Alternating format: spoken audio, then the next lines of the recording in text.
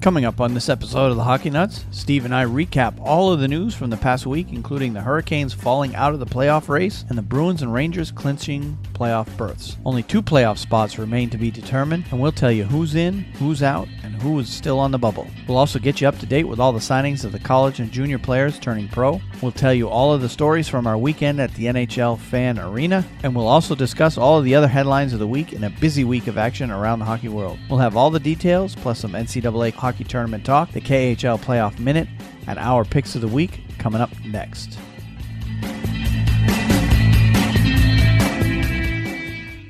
This is the Hockey Nuts Podcast, Season 1, Episode 34, recorded on Wednesday, April 5th, 2017. Playoff teams are almost set. Shut up and sit down. The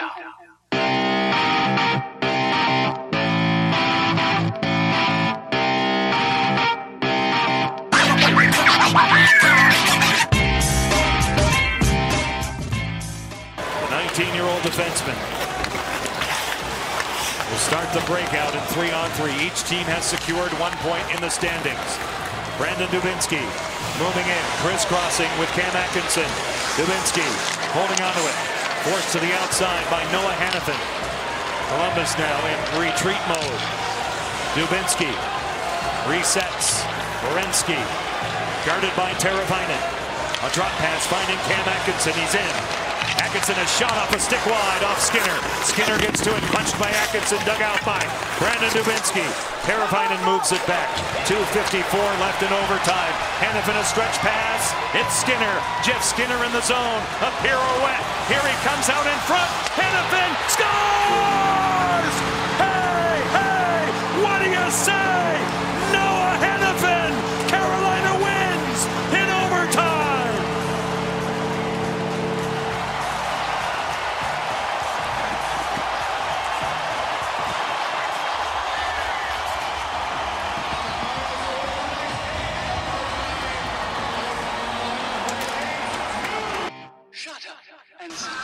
The coach would be happy with the check mark that are normally seen as X's to signify the playoff teams. And then, you know what, whatever happens in overtime. Yeah, just a forerunner and get ready for the playoffs. Get in. 5 seconds. And Vlasic just holding. They're in. And that's it. This game goes to overtime, and the New York Rangers have clinched a playoff spot for the 7th consecutive season. Alain Vigneault has been the head coach for 4 seasons. He's made the playoffs with the Rangers 4 consecutive seasons. Back with overtime in just a moment. For regular season games, fans have a lot going on. And they often fill this building very close to face-off, and sometimes even immediately after the anthem or anthems, depending on the night. But for playoff games, it's a different feeling. There's a passion that dominates every day of every playoff game. It is the kind of thing that becomes obsessive with those who wear the black and gold and those who follow them. There is a giant black banner with the smoked bee on it that gets passed around through the 17,565 at TD Garden before home playoff games. It has been in mothballs for 2 years. But sometime in the next few days, Cam Neely is going to say, get that thing out of mothballs, because it's going to make its rounds around the lower bowl again. Rick, the Boston Bruins are going to the playoffs. It's got a nice sound to it, doesn't it? They have earned it. They are worthy of competing for the cup. And no matter how much they may be underdogs in any given series, and they likely will be, don't forget what this team has done since the 9th of February. The Boston Bruins are back in the playoffs.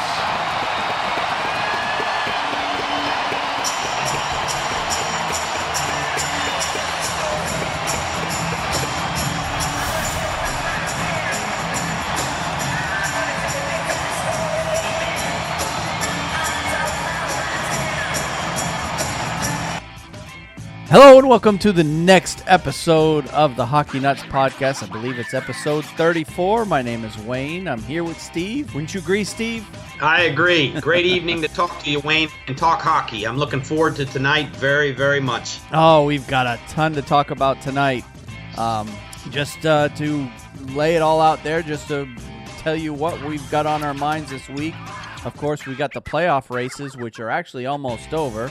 There's only a couple spots left to claim in the playoffs, and we'll get you caught up on everything that's happened over the past week in the playoff races. Bryan Bickell made his long-awaited return to the ice last night for Carolina Hurricanes, and of course we'll tell you why that's big news. The NHL made a big announcement over the past week concerning the Olympics, and we have all the details of that. We have more junior and college players that are joining the pro ranks. We'll get you caught up on all those signings. And the NCAA Hockey tournament's down to the last 4 teams, and that gets going actually tomorrow night, so we'll get you caught up on everything going on there. And then last but not least, we had our day with the NHL Centennial Fan Arena, and I can tell you just right off the top, we had a blast, and we'll get you... stay tuned to the end of the show. We'll get you caught up on everything that happened there. And boy, if we got some stories to tell. Great day, by the way. Yep. It was a great day. We had a lot of fun. But before we do all that, let's go ahead and, as usual, get everybody caught up on what's been going on with our favorite teams over the past week. And Yes. I want to start with the Bruins this week because they had the best week of all the teams that we've been following. Bruins had a perfect 4-0 week, and they are white hot right now, which I'm thrilled about because you couldn't have it happen at a better time of the year. Going back to the beginning of the week, the Bruins got a 2-0 win against Dallas on the 30th. And then they got a 5-2 win against Florida on the 1st, a 3-2 win at Chicago on the 2nd, which was their last road game of the year. And then they got a 4-0 win at Tampa on the 4th. And that was the night that the Bruins clinched the playoffs. So Bruins will be back in the playoffs for the first time in 3 years. There you go. I couldn't be happier about it. I bet you are. I've been telling you all year. I know you have. All year to have the faith, to keep the faith. And they finally pulled it off. So I'm happy for you, Wayne. And Yep. the Bruins deserve to be in the playoffs. The way they You know, played over the last they- month. Yeah, they absolutely do. They're a playoff team. They played well all year for the most part. And, I just think that, I don't know what they'll do in the playoffs, but they deserve to be there. They're one of the easily one of the 4 best teams in the Atlantic, maybe one of the 3 or 2 best teams in that division. Yep. And so I'm happy for them. And as I said, they earned it, but they deserve it. It's not like you don't see a lot of bad teams back into the playoffs, but occasionally you do. And the Bruins are certainly not one of them. Yeah, this day and age where there's 30 teams in the league, you're hard pressed to find a team that is a quote unquote bad team and making it to the playoffs. Not like it was back in the days when there were 21 teams and 16 made it. There were bad teams that made the playoffs every year. Oh yeah, and they usually the first round games were four game sweeps. But now where it's 30 teams and in the East it's even harder. Because 16 of the teams are in the East, so only 8 of those make the playoffs. So only half the teams make the playoffs in the East. In the West, it's a little bit easier because you've only got 14 teams and 8 of them make it. So yeah, it's an accomplishment to get there. It really is, and you could see it in the players' reactions at the end of the game. The celebration at the end of that game against Tampa was a little bit more enthusiastic than just a typical win. The Bruins were really celebrating that one. So I'm very happy to be back on the road, and I'm I'm going to be a nervous wreck now during the playoffs for every game. I think Wayne. Okay, I take it a step further. I think you're going to be you're going to be playing the 2-3 matchup. I hope so. I'm trying. I'm hoping that they can get out of that 8th seed and end up not having to play through the Metropolitan Division because man, what a that side of the bracket is going to be very difficult to get through. I mean, with Columbus Pittsburgh and Washington in that other side of the bracket. Any team that has to play with that group of three is got their hands full for sure. Yeah. So, I agree. But if the Bruins win out, and of course that's no easy feat. They've got Ottawa and Washington to finish out the season, but hopefully Washington will sit Holtby and Ovechkin and a couple of those guys, and at least give the Bruins a chance to beat them on the last weekend of the season. But the Ottawa game, I certainly think they can win. Although I'm not sure we're going to have Brad Marchand for that game. We'll get to that. If the Bruins can eke out at least one more win or 2 or 3 more points, they should avoid that 8th spot pretty easily. So all right. Well, let's talk about the Rangers now. Well, we had a tough loss. It's a game I did not watch. I had company come in town on that Friday night, so I did not see any of that game. But my understanding of that game was it was a very tough loss, that the Rangers played well against Pittsburgh that night and lost. I saw the goal that Sidney Crosby scored on Henrik, bouncing off his back. Yeah, that was ridiculous. And, he's very adept with the puck, and he's a sniper. So what can you say? I know Henrik didn't like it. No, he wasn't too happy with that one. Yeah. But, Sidney actually plays Henrik pretty darn well. And I've heard him say on more than one occasion that he thinks that Crosby is the best player in the league. So that's a guy I would take his word for it. But anyways, we came back, and although there was a scare there at the end, we beat Philadelphia 4-3 and kicked them out of the playoffs. And that win for me was sweet justice, extremely sweet justice, because real quickly, back in 2010, if you'll recall, it came down to the last game of the season, and there was one playoff spot available and 2 teams fighting for it, and that was us and the Philadelphia Flyers. And it just so happened we were playing the Flyers that day. So the winner of that game got into the Stanley Cup playoffs, and the loser sat at home.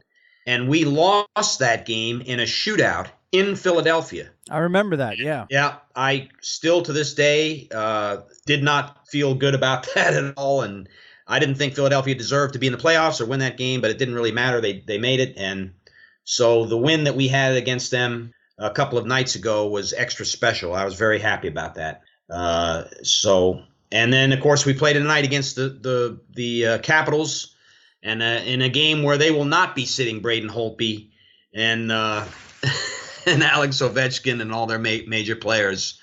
They're certainly going to try to win this game and get that President's Trophy again. Although I think that's a Colombian necktie. Yep.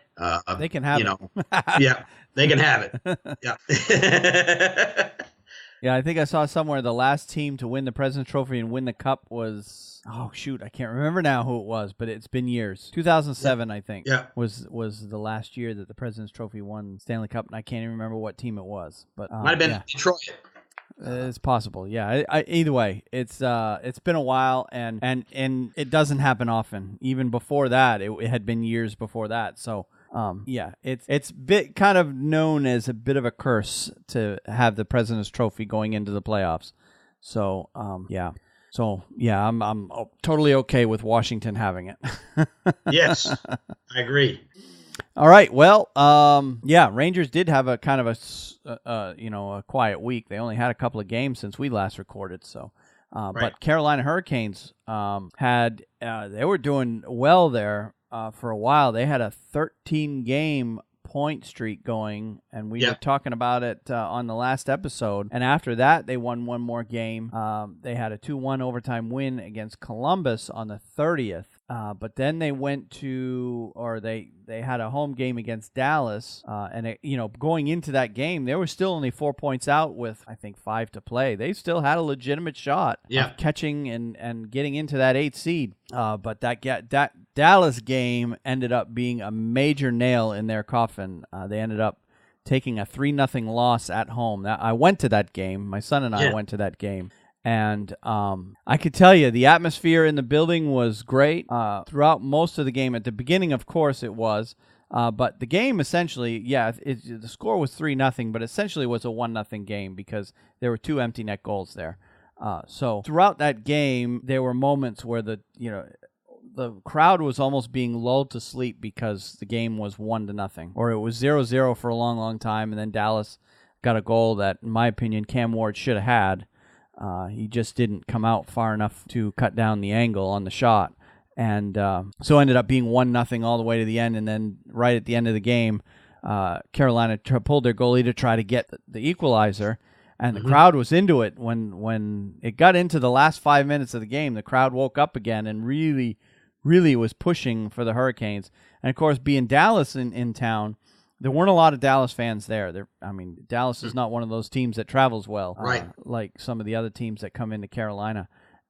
So the crowd was very, very pro Carolina in that game, and they were into it, and they were supporting the team, cheering, let's go Canes, all the cheers that you hear when you're in that building, and it was not a sellout crowd, but that's obviously understandable because at that same time that game was going on, North Carolina Tar Heels were playing in the national semifinal game, which is going to draw better interest, quite frankly, in this area. So, but it was a decent crowd considering the fact that North Carolina was playing in the national semifinal game in college basketball. So, but it was a very loud crowd. They were passionate. They were there. People were there, wanted to be there, and as soon as Dallas got that second goal, you could just feel the disappointment in the whole crowd, the air come out of the building. And I felt so bad for the fans that were there because I really wanted Carolina, even though it probably would have made things tighter for the Bruins. I really wanted Carolina to get that equalizer and come back and win, or at least get a point, if not two, out of that game, and keep that streak going and keep their chances going of squeaking in the playoffs. Right. Because, it's been so long since they've had a playoff season here, and I think the fans really deserve it at this point. Well, I agree. I wanted to say real quick, Wayne. Yeah. You and I, we talked about the Hurricanes and their season last year, and they stayed in the running for the playoffs all the way up very close to the end. Yep. This year, I think they stayed in it a little longer. They got even closer. Yep. But this year's team is much better. It is much improved. They should take heart in the fact that next year, I'm sitting down making predictions on teams that should make the playoffs. Carolina would definitely be one of them. They are. Yep. I think their goaltending situation needs to be tweaked. But they definitely are a team that should make the playoffs next year. Yeah. And I didn't say that at the beginning of this year. But they've definitely risen the ladder, so to speak. Now, I think in our early shows, I went out there and said that Carolina, I went way out on a limb and said Carolina's going to make the playoffs this year. And at the very least, they're going to be close. Yeah. And we were right about that. We certainly were. We were. They fell just short of the playoffs, but I can definitely say next year, assuming they can avoid that slow start that they have every year, they're going to be in it right to the end. Agree. And I think they're going to probably squeak in next year. Yep. I think next year is finally going to be the year because all these new prospects that they've got are going to be a year older. And I'm not sure their goaltending situation is going to be solved. I just, I'm with you on the goaltending. I just don't think that Eddie Lack and Cam Ward, that either one of them are bona fide number one guys that you can put your franchise on. Right. Cam Ward, his best days are behind him. Eddie Lack has shown, little spurts of it here and there, but he hasn't shown it on a consistent basis. And he, quite frankly, has a lot of injury issues that seem to crop up from time to time, which makes it so that to make him a full-time goalie that's going to, do you 60 games a year is just, I don't see him doing it. So they do have some goaltending prospects in the system. Not sure any of them are going to be ready yet. Nedeljkovic has been the one that's probably shown the most promise thus far, but they've got a couple other guys that are even younger that have yet to been given a shot. So we'll see. We'll see, I guess, probably as rookie camp comes along in the summertime, and then later on as you head into training camp, see if any of these goaltenders can step up and challenge either Lack or Ward for a job next year. And I don't see, obviously, one of those two guys is going to be left unprotected in the expansion draft, and I just don't see, I don't see the Vegas Golden Knights taking one of those two goalies. They don't have anything to worry about there. You're right. Yeah. Those guys are back for next year. Yeah. Well, good. Well, let's talk about some of the other games that went on during over the past week. And the other games that I have written down pretty much are involving teams that were at least at the time we recorded last week, were still in the running for a playoff spot. And I'll just list these games real quick because a lot of these have become irrelevant since then. But first and foremost, Philadelphia on the 30th beat the Islanders 6-3, putting a big nail in their coffin. Tampa Bay beat Detroit 5-3 on the 30th. And also on the 30th, Toronto beat Nashville 3-1. On the 31st, the Islanders beat New Jersey 2-1 in a game that they should have and did win. On the 1st, Toronto beat Detroit 5-4, and Montreal beat Tampa Bay 2-1 in overtime. On the 2nd, the Islanders beat Buffalo 4-2, and also Dallas lost to Tampa Bay 6-3. And on the 3rd, Toronto beat Buffalo 4-2, and on the 4th, Washington beat Toronto 4-1, which really gave the Bruins a shot at catching them. And then the Islanders beat Nashville 2-1. So the Bruins, even though as hot as they are, they still haven't been able to catch Toronto in the standings because Toronto's been playing almost as well. Yep. With the exception of that loss to Washington, Toronto's won just about every other game over the past week or two. Yes. And the only really what I see happening is Toronto ending up with that 2 spot, Boston 3, because Ottawa has been struggling. They've lost quite a few games, and I think Ottawa's falling to the point where they're going to end up in that second wild card spot. So I think so. I think they will. I think that's what I see happening. And I think even Toronto is good. I think the Bruins stand a good chance, Wayne. They can catch Toronto. They certainly can. They're only a point back, and Toronto has a game in hand. And if Boston wins their last 2 games, and Toronto falls short on one of their remaining games, I think Boston. I could be wrong, but no, I think Toronto holds the. No, Boston holds the tiebreak because I looked at the tiebreak situation last night. I was looking at it because. It shows that Boston's clinched a playoff spot, but yet Ottawa and Toronto, who both have a point above Boston or above them in the standings, have not clinched yet. I'm like, how can that be? Well, right. The first tiebreak is fewer games. Ottawa is below them, Wayne. Right, but Toronto's above them. That's right.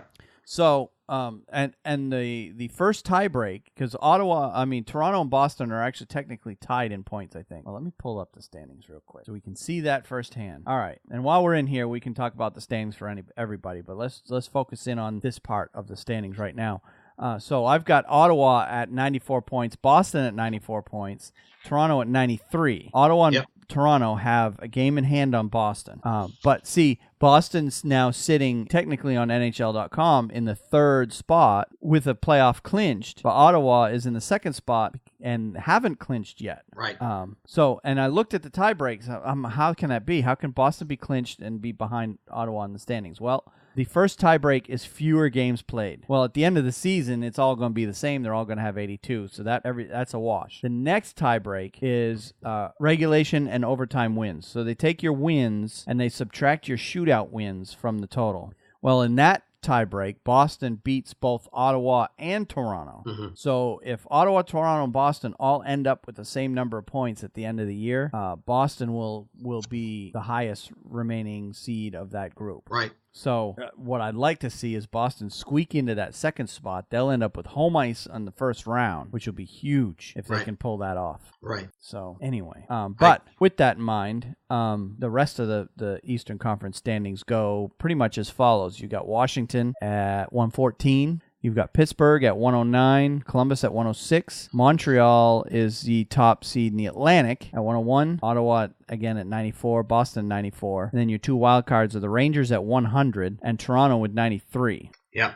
So, and then everybody else is behind. You got the Islanders at 88, so they're 5 points back. Tampa Bay at 88. Neither of those two are technically eliminated yet, but it's damn close. Philadelphia.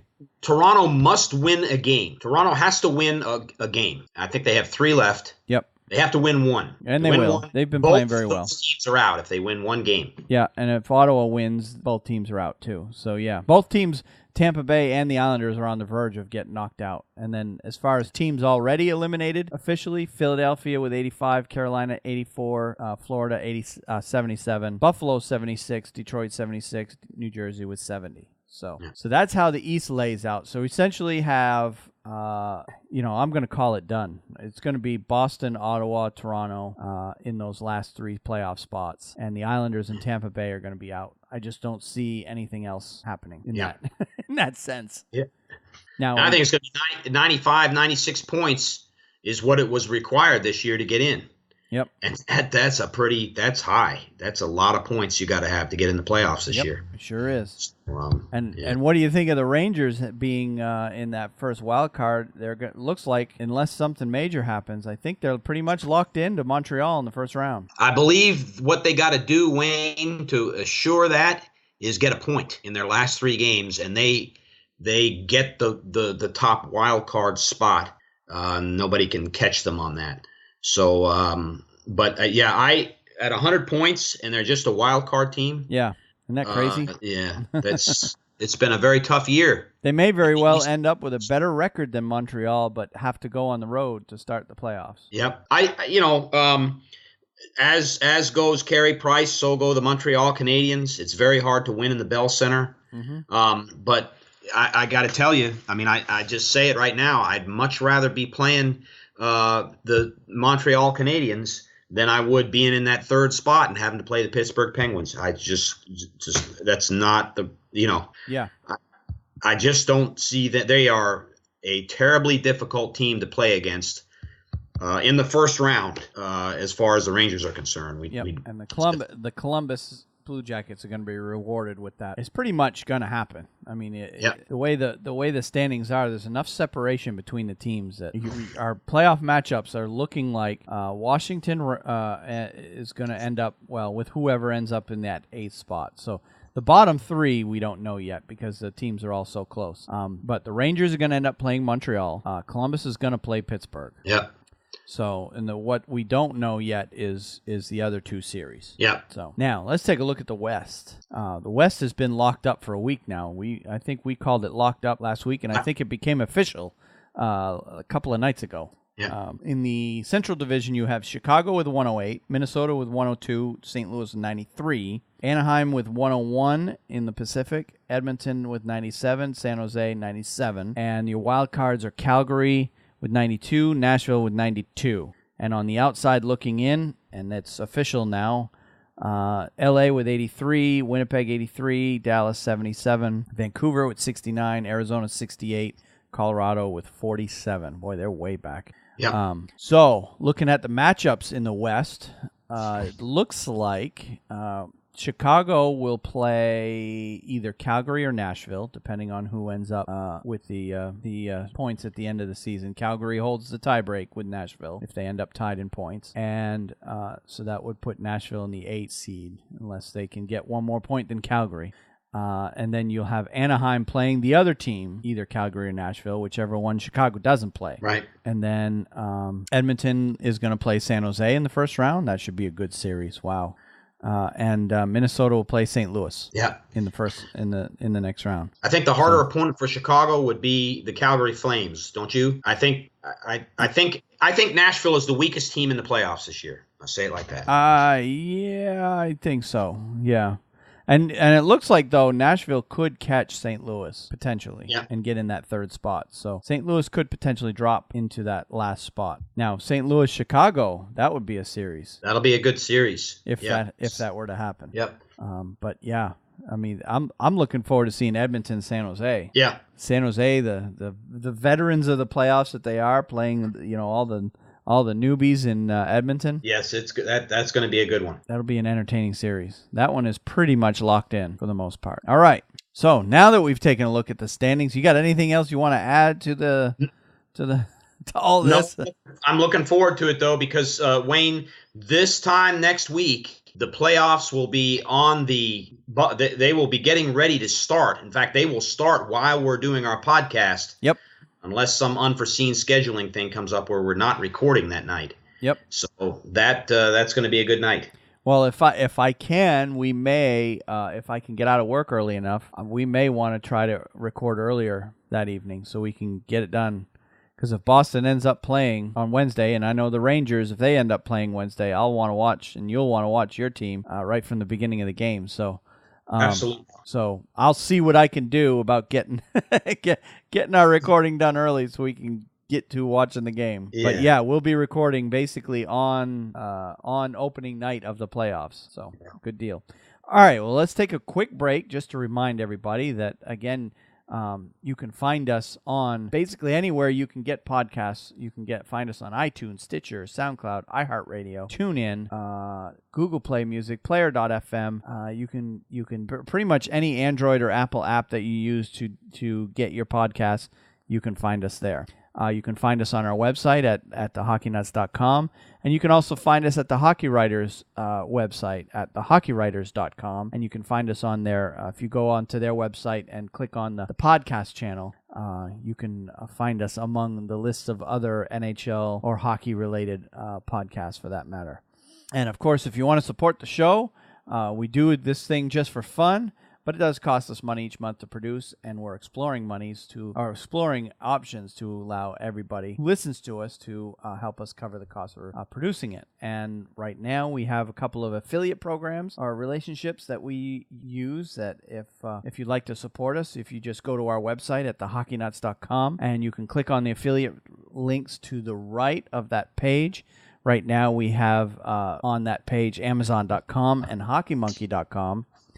And any purchases you make after clicking those links, a little bit of the purchase will come back to us. And, of course, your purchases there won't cost you anything more than they would otherwise. And we're also looking at other possible affiliate links or companies that have affiliate programs that we could get involved with. We've talked to a couple of them. When we met over the past weekend that I need to get on, and I just haven't had a chance to do so far. And, of course, additionally, we're looking at ways for you to directly support us through a donation program. And I think right now I'm real close to creating a Patreon account. So if you're familiar with Patreon, you'll know how that works. We just need to figure out different give-backs to those who... we need to figure out what we want to do for those who support us through Patreon. I want to give them something extra that we don't give to anyone who just merely listens for free. So, and Steve and I will be talking about that at some point. And finally, if you want to support us without supporting us directly or indirectly financially, just share the show with other hockey fans that you know. And if you have iTunes app on your computer device, subscribe to the show there. It'll help us rise the rankings. And, of course, you can also give us a review on iTunes, and that will help us get noticed there as well. You can like, comment, and share our content wherever you see us on various social media pages. I'm pretty active on Facebook and Twitter right now. I haven't gotten involved with any of the other ones, but that's not saying we won't do it in the future. And then, of course, we want you to get involved with the show. Give us emails, voicemails. We have a way for you to contact us, tweet us. You name it, we do it. My Twitter handle is at WayneHalley9. Steve's is at SBall504man. Our email address is at feedback@thehockeynuts.com. And if you want to leave us a voicemail, it's at 919-960-1718. And our Facebook page is at facebook.com/thehockeynuts. And our YouTube channel is at thehockeynuts.com/YouTube. And speaking of YouTube and Facebook, as we get into the playoffs, I don't know what I'm going to be doing personally, but I'm thinking of doing some sort of a live stream during the playoffs of some kind. I don't know what. Could be something as simple as I'm going to live stream myself watching the Bruins. I don't know. just throwing that out there so you can watch me go crazy. We may do that together, Wayne. Yeah, something. We've talked about it, and I may take a Thursday off from work and do a podcast with you where it doesn't matter, Yep. Yeah. Yep. So we'll come up with something, and we'll let everybody know as we get closer. So, all right. Well, let's get back to the news. And I had one thing I wanted to say. Sure. I want to wish Mark Allred of the Black and Gold Hockey Podcast all the best. I understand he's got some procedures and stuff coming up. We continue to listen to the Black and Gold Hockey Podcast each week, and it's a great prep for me for this show. But I'm happy those guys get to see their team in the playoffs, and wish Mark all the best. And I just wanted to say that real quick. I certainly second that as well. Obviously listening to his show, we found out that he's going to be missing some time there, and to take care of some health issues, and we wish him the best for sure. So we want to get him back and healthy and get him back doing his podcast, because I don't get my prospect information anywhere else. He does all the work for me in terms of Bruins prospects. So he is the best. All right. Okay, so let's get on to the news that's happened around the league. And obviously we're going to start out with some transactions, and we've had a number of college signings that have happened so far in the past week. And going back to the 30th, because I think we had done them all through the 29th on the last one. So we're starting with the 30th now. Tyson Yost out of the University of North Dakota has signed with the Colorado Avalanche, and I know he's already gone right straight to the Avalanche, because I saw a video of this week of his granddad wiping the tears from his eyes as he watched his grandson making his NHL debut. So I know Tyson's already playing in the NHL. The next player, C.J. Smith, out of UMass Lowell's with the Buffalo Sabres. Tucker Poolman, defenseman out of the University of North Dakota, is signed with the Winnipeg Jets. Garrett Pilon, a forward out of Kamloops Blazers, is signed with the Washington Capitals. Marcus Hogberg, a goaltender out of Linkoping Hockey Club in Finland, I don't even know if I said that right, is with Ottawa. Nick DeSimone, a defenseman signed out of Union College, is headed to San Jose. Mike Vecchione, one of the Hobey Baker finalists, a forward out of Union College, is signed with the Philadelphia Flyers, and he was, I believe, a free agent signing. I don't believe he was drafted, so Philadelphia got essentially a free draft pick there to get a Hobey Baker finalist. And of course, Vecchione, he's obviously Italian, couldn't pick a better place than Philadelphia, could he? Yeah, they'll be loving him, man. Yep. Warren Fogle, out of Erie Otters, has signed with the Carolina Hurricanes. Spencer Smallman, a forward out of St. John Sea Dogs, has also signed with the Carolina Hurricanes. Angus Redmond, goaltender out of Michigan Tech, is signed with the Anaheim Ducks. Colin White, forward out of Boston College, is signed with the Ottawa Senators. Jakob Forsbacka Carlson, forward out of Boston University, has signed with the Boston Bruins. And Connor Ingram, goaltender, Kamloops Blazers, signed with the Tampa Bay Lightning. So, and of course, additionally, we have, speaking of Boston Bruins, you have the Charlie McAvoy situation. He actually still hasn't officially signed a contract. He is on a pro tryout contract, and he's playing in Providence. And there's been a lot of talk coming out of Boston where, why isn't he with the Bruins? Why isn't he with the Bruins? Well, my personal opinion is I hope he doesn't sign with the Bruins this year, because they'll burn. They don't want to lose a year of eligibility. Burn a whole year of his initial contract to play just 2 or 3 games. It doesn't make sense. At least in the Bruins standpoint, it doesn't make sense. So anyway, we talked about that last week. We don't need to rehash it. All right. So did you see any other signings or any other transactions that you wanted to add? I'm not aware of anything. I know that Colin White did sign with Ottawa. So he's playing up in Ottawa then. Putting his jersey on, yeah. So that's the only one that I you've got some here that I was not aware of. Yep. Okay. All right. So let's move on to injuries then. And there were quite a few this week and some big names. Yep. First and foremost, Pittsburgh Penguins defenseman Chris Letang will have surgery for a herniated disc in his neck and miss the entire Stanley Cup playoffs. Quote from him, "Right now, it's hard to swallow," Letang said. "It was not expected. Like I've done in the past, I'm going to put my energy into getting better." Letang is expected to be sidelined 4 to 6 months. Chris had been making progress and was hopeful to returning in playoffs until about a week ago when the progress plateaued. He underwent another MRI, and at that point, it was determined that surgery was needed. The Penguins will have to attempt to repeat the Stanley Cup champions without him, and he hasn't played since February 21st, has 34 points in 41 games. Pittsburgh is 5 points behind the Capitals for first place in the Metro, and the Eastern Conference and the NHL. Yeah. In addition to Letang, the Penguins are currently without forwards Evgeny Malkin, Carl Hagelin, Chris Kunitz, Ryan Rust, and Tom Sestito, and defensemen Oli Mata and Trevor Daley. Wow. Yeah. Sullivan said Malkin has been skating the past couple days and is optimistic he'll be ready for the playoffs. So If Pittsburgh is ripe for the picking, it's definitely in the first round. Get them before they get all these guys back. But not having Letang is going to be a huge, huge hit to their defensive core. I agree. Of course, a healthy Sidney Crosby and Evgeny Malkin are great equalizers for that team. And Matt Murray, once again, is shining this year. So he's been playing very well of late. Yep.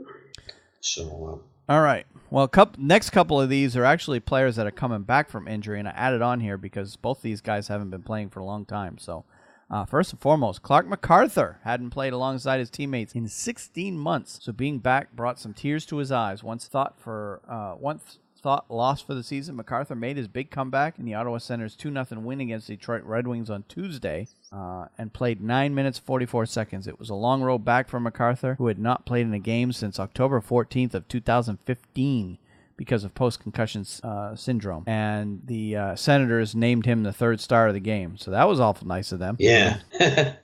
Because he really didn't contribute much to the game. He only played 9 minutes, basically fourth line minutes. And I looked that up, but he didn't have any shots on net or anything like that. But good to see that he's back. I would imagine with them still fighting for a playoff spot, that they're not going to push him too far into service just yet. Kind of ease him back into things. And he'll probably be a healthy scratch to start the playoffs, I would imagine. But who knows? We'll see. That's right. And the other one, Carolina Hurricanes forward Bryan Bickell played his first NHL game Tuesday since being diagnosed with multiple sclerosis in November. Bickell, who's 31, says he appreciates the support he's received since his diagnosis. Bickell, who had not played for the Hurricanes since October 30th, said his return didn't go as he drew up in his head. He was a -2 in 12:35 of ice time in a 5-3 loss to the Minnesota Wild. His line with Wings, Andrew Podorowski, I can't even say his name, who's making his NHL debut last night, and Brock McGinn, who was on the ice for 2 of 3 Wild goals in the first period. His 3 hits helped quell concerns about his ability to play in the NHL, though. To help him prepare for what lies ahead, Bickell turned to former Wild goaltender Josh Harding, who was also diagnosed with MS back in September 2012 and ended up retiring from the league in 2015. And he actually talked to Harding after the game, and they had a good conversation. What life is like dealing with that disease. So.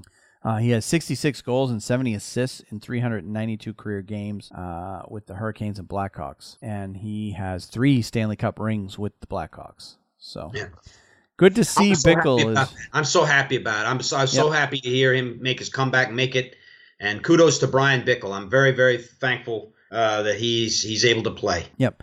And this is one of those cases where, the timing of it kind of, caught my attention, but it's clearly one of those cases where if the Carolina Hurricanes were still in a realistic shot at getting the playoffs, they probably wouldn't have brought him up. Yeah. But since they got knocked out, they're doing this guy a solid and getting him, giving him a chance to get back in there now that their season is essentially determined. But either way, it's good to see Bickell back. I hope he continues to get better and at dealing with MS, and maybe he can squeak out another year or 2 of service before he has to call it quits for good. So he is into his 30s now, so his career would be coming down, shortening anyway. But this will make it a little bit more difficult for him to continue. But yeah, he had been playing in the AHL with the Charlotte Checkers for a month or so now when he started playing for them. So, all right. Well, next injury I've got.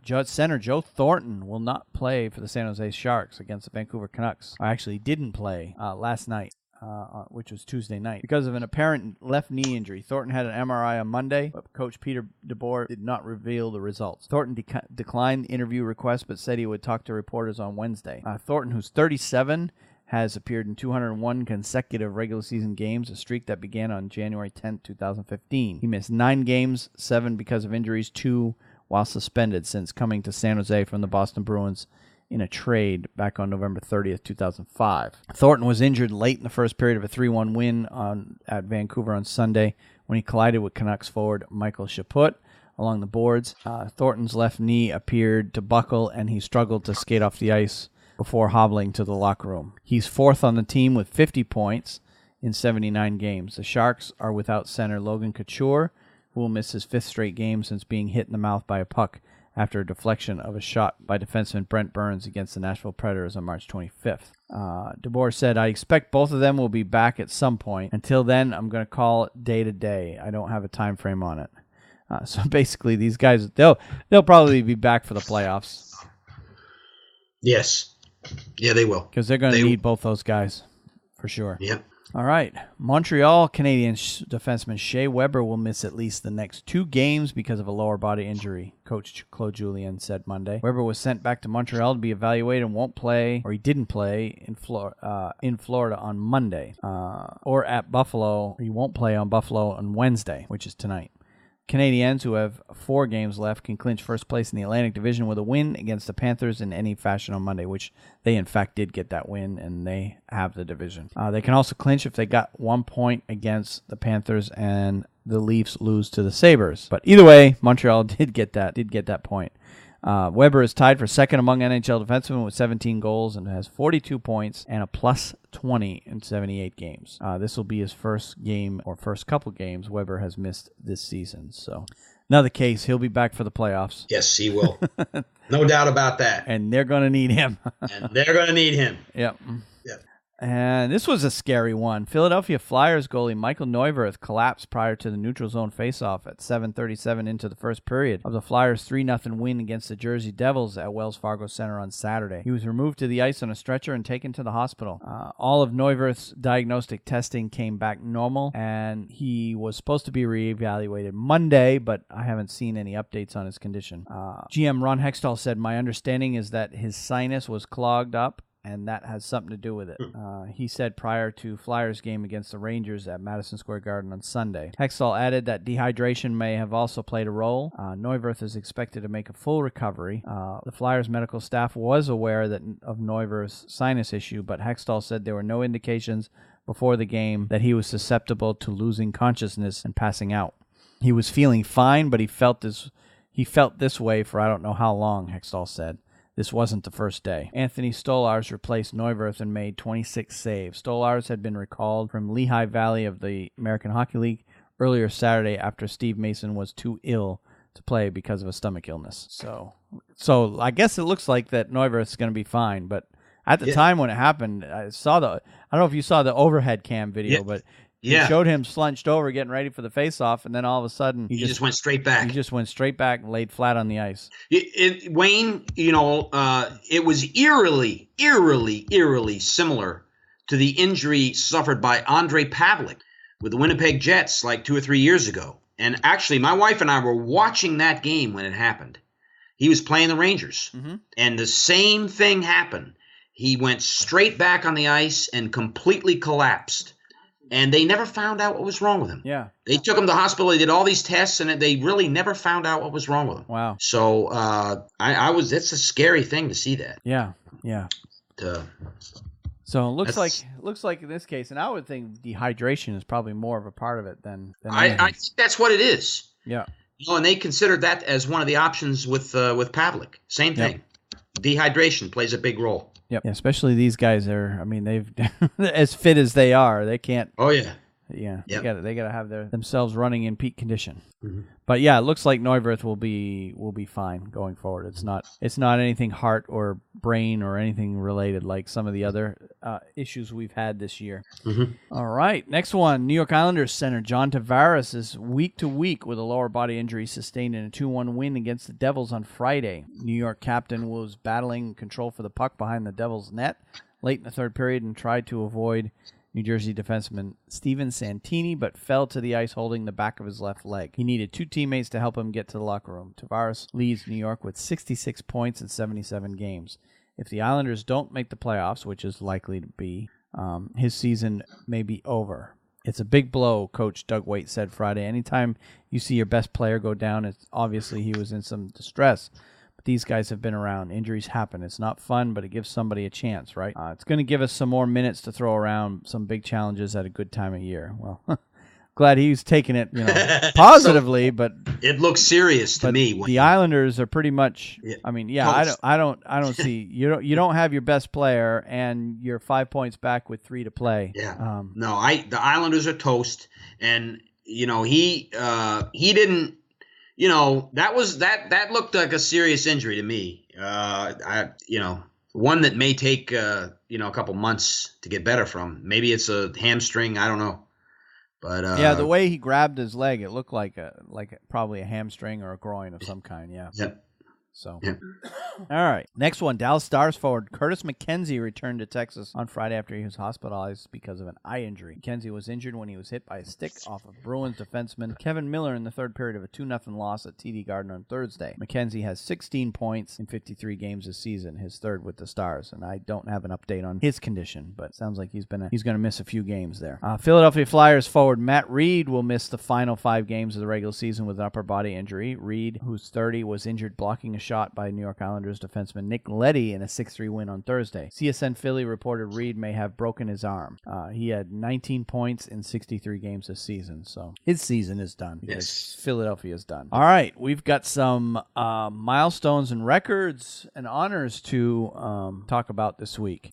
To start with, Toronto Maple Leafs rookie center Austin Matthews set 2 more records during a 4-2 victory at the Buffalo Sabres on Monday. Matthews, who's 19, scored his 39th goal in his 78th game during the first period. That moved him past Neil Broughton for most goals by a United States-born NHL rookie. Broughton was 22 when he scored 38 goals in 73 games for the Minnesota North Stars during the 81-82 season. It's also the most goals by an NHL rookie since Alex Ovechkin of the Capitals, who was 20 at the time, scored 52 goals in 2005-2006. Of course, I was going to say Ovechkin was not 18, 19 years old either, because he would have started a year earlier because of the lockout. Yeah. The rookie record is 76, set by Timo Solani of the Winnipeg Jets in 92-93. I don't see that record ever being broken. Yeah. The goal gave Matthews 67 points on the season, setting a Maple Leafs rookie record. Previous high was 66 points in 80 games by Peter Inachek in 82-83. Now, setting a rookie record for the Carolina Hurricanes or the San Jose Sharks is, not that big a deal, but a team is the history that the Maple Leafs have, setting a record there is pretty impressive. Yes, it is. You're talking about one of the best teams of all time, second most Stanley Cup wins. Well, with over 100 years of history to go with it. So yeah, Toronto Maple Leafs essentially they really do predate the league. So right, that's true. So true, Wayne. So one of the best talents to come out. Him and Connor. Yep. If Connor hadn't been injured, the same thing could be said there. Yep. Oh yeah. But yeah, with Matt, I mean the talent that is coming out of the league right now is incredible. You're going to see a change in the guard. You're not going to see in a few years. You're not going to see the same teams winning over and over again. It seems like every year we have the Sharks. The Blackhawks, the Penguins, the Capitals, they're in there every year. Yep. In a few years, we're going to start talking about the Maple Leafs, the Oilers, the Winnipeg Jets, with some of the players that are coming up through. Yep. There's going to be a changing of the guard, and hopefully the Carolina Hurricanes with all the talent they've got, the young talent they've got. So and maybe even the Las Vegas Golden Knights. Yeah. Although they only have one player right now, so it's a little early to call them up-and-comer. But he's getting ready. I see him kicking the soccer ball around by himself. Yep. Before the game. He's got nobody to play with. Yeah. Kind of hard to play soccer when you got no one to play with. That's right. Yeah.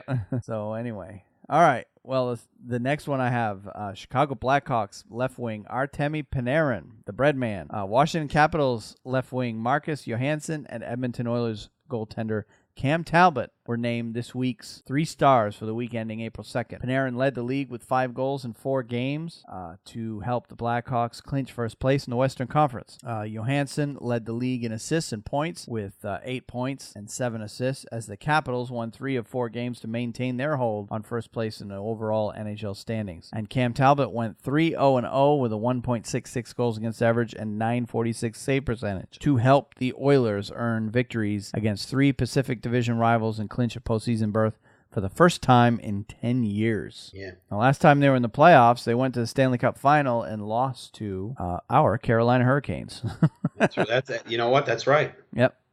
All right, more league honors. Toronto Maple Leafs center William Nylander, who led all rookies with 14 points in 14 games, has been named the NHL's Rookie of the Month for the month of March. Nylander edged Carolina Hurricanes right wing Sebastian Aho, who had 13 points in 17 games. Pittsburgh Penguins teammate Jake Gunsel, and Matt Murray, and Columbus Blue Jackets defenseman Zach Werenski for the honor. Nylander accumulated all of his points during a 12-game streak from March 3rd through the 28th, setting a record for the longest point streak by a rookie in Maple Leafs' 100-year history. His 12-game run also tied for the longest point streak by any player in the NHL this season. Nylander, the 8th overall selection in the 14 draft, ranks 3rd among rookies with 58 points and 75 games so far this season. He also places in the top 5 among rookies in power play points, power play goals, assists, power play assists, goals, and shots on goal.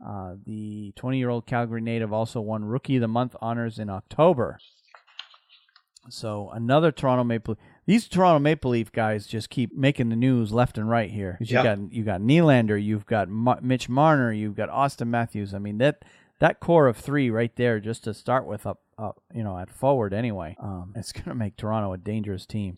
And a team with I still say that, right, they have more fans than anybody. The Toronto Maple Leafs are the fan. They're the New York Yankees of hockey for sure. They are. They're the number 1 supported team in the NHL. Yep, without a doubt. Yep. And it's a fan base that is dying for some sort of playoff success, because it's been a long time since they've won the Stanley Cup. Incredibly loyal fan base. Toronto has very, very good fans. Yep. It's a fact. Yep. So, Toronto's also, always been known as the world capital of hockey, or at least the self-proclaimed one anyway. Yeah.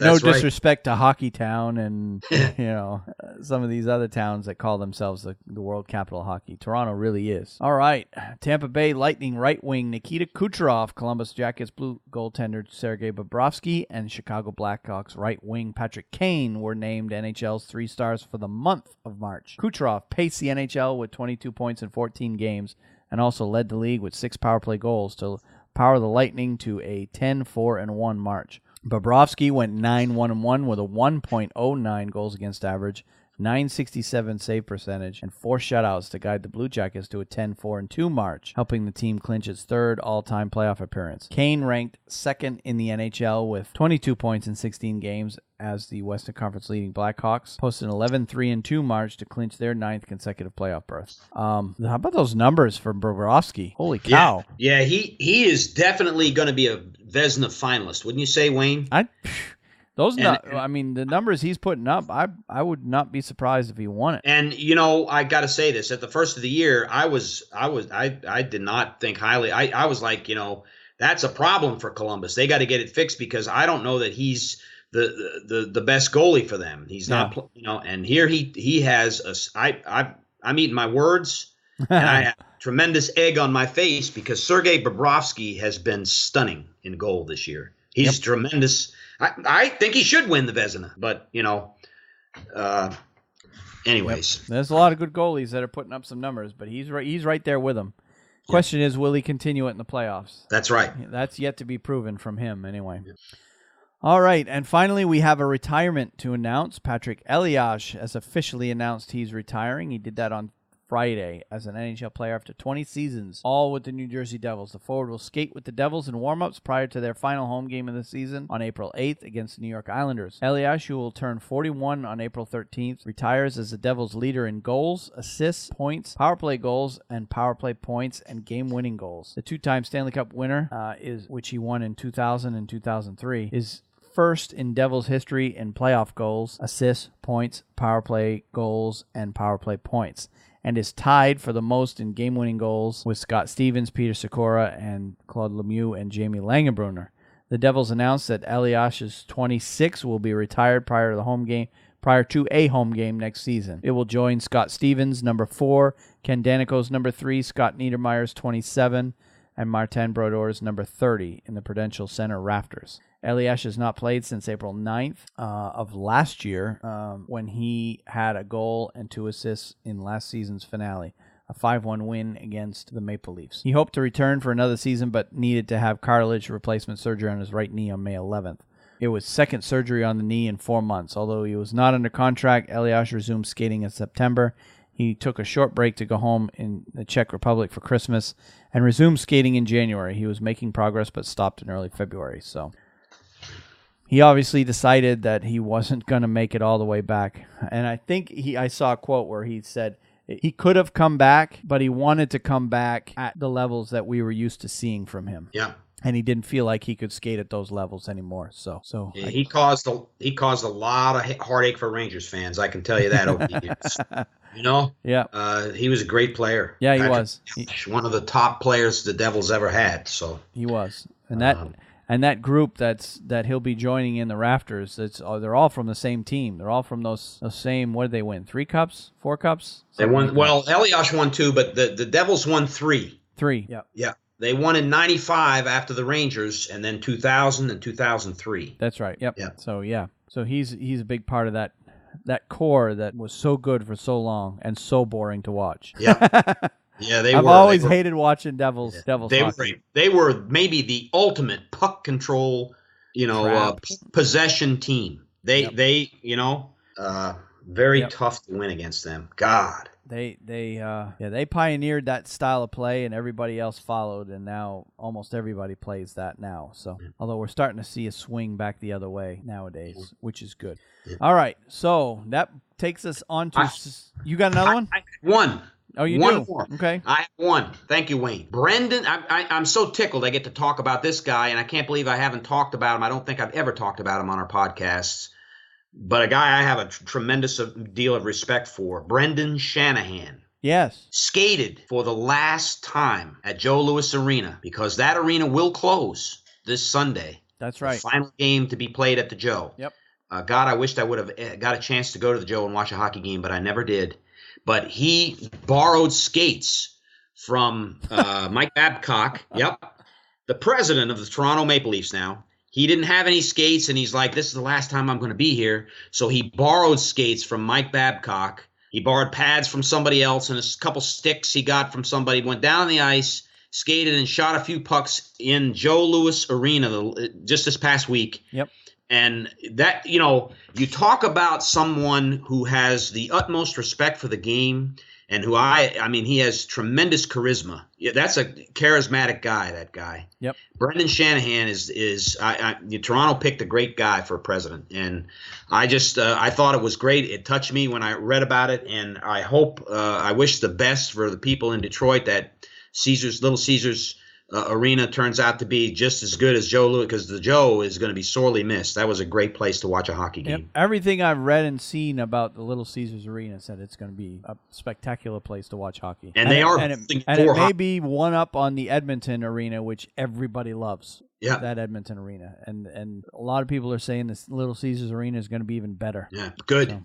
So that's it'll be a great arena for Detroit to rebuild their program around for sure. Yeah. All right, let's move on to some suspensions and fines this week. There's actually one suspension that has been actually handed down and one that probably will be handed down. Let's start with the one that's already handed down. New Jersey Devils defenseman Dalton Prout has been suspended for 2 games without pay for interference against Philadelphia Flyers defenseman Radko Gudas during game number 1161 in Philadelphia on Saturday, April 1st. And that was announced on Monday. The incident occurred at 7:59 in the second period. Prout was assessed a major penalty for interference and a game misconduct. Prout is considered a repeat offender under the terms of the collective bargaining agreement, and based on his average annual salary, will forfeit $38,414.64.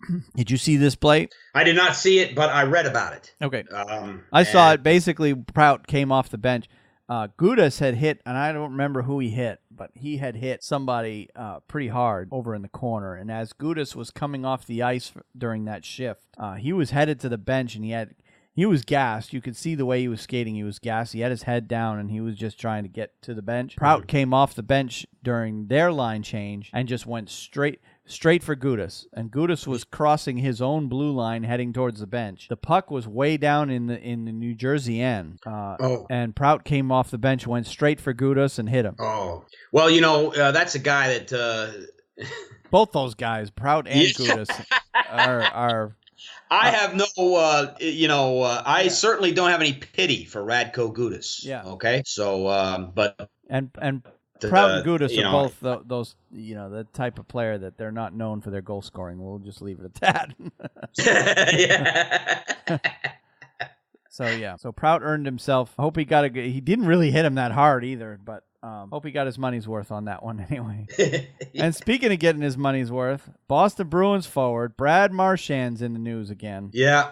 Well, and go ahead with the story, but I'm a Brad Marchand huge fan. So you're not ever tell me anything. I know his persona, and I love it. He's a little guy with a lot of fire in him. Yeah. As of the recording of this podcast, it's now, 7 o'clock-ish on Wednesday night. All we know now is he's going to have a hearing with the NHL Department of Player Safety on Thursday morning for spearing against Tampa Bay Lightning defenseman Jake Dotchin. The incident occurred at 19:20 of the first period of the game at TD Garden. Marchand received a 5-minute major for spearing and a 10-minute misconduct. The following grounds are being considered for supplemental discipline. Spearing, obviously. And then the Department of Player Safety also says that they retain the right to make adjustments to the infraction upon review. I saw the play. Jake, basically, they were essentially battling for a position in front of the net. Dotchin gave Marchand a cross-check across the back, which, as a player, there's not much protection back there, so it hurts. And it pisses you off when it happens. Because I hate it when I get cross-checked in the back when I'm playing, beer league, never mind pro.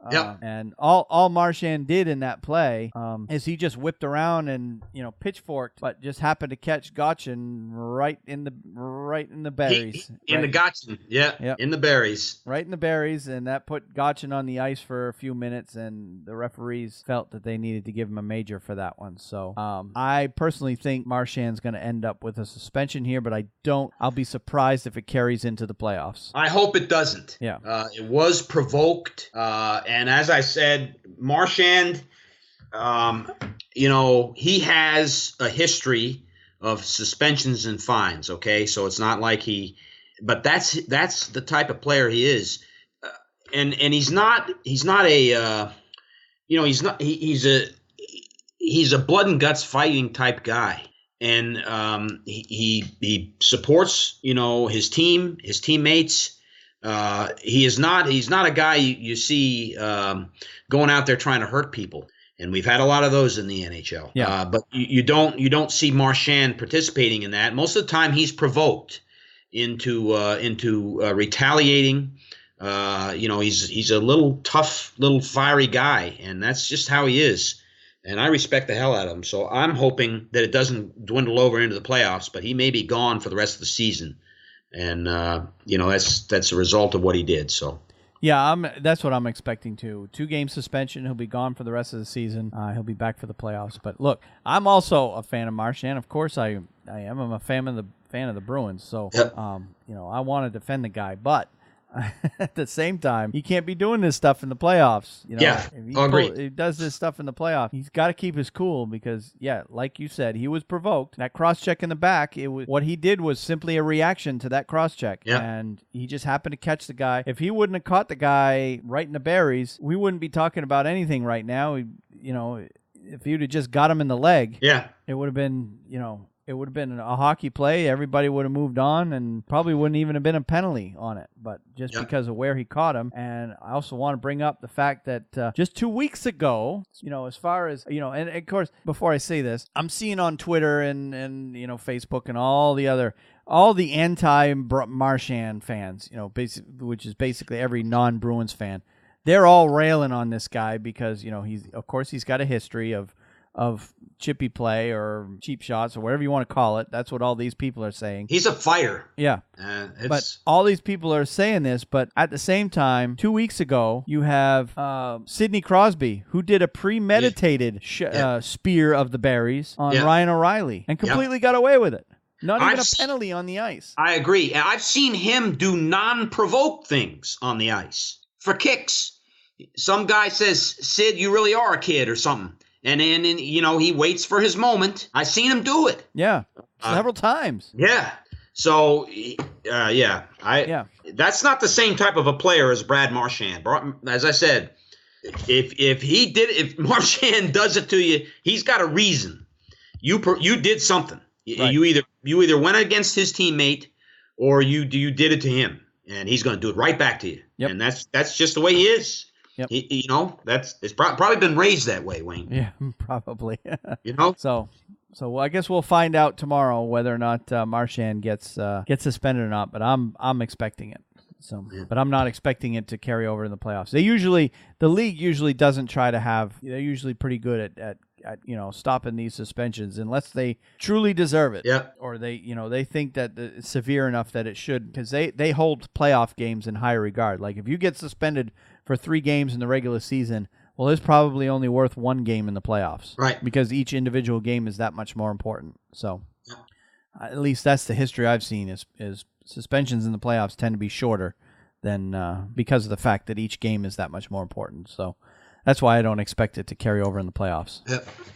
Unless the league wants to send him a message and throw the book at him, I don't see that happening. And that better not happen. It's uncalled for. They better, if they do, they better go back and look at the tape with Crosby and start punishing him for some of the crap he's done on the ice. Agreed. That's all I got to say about that.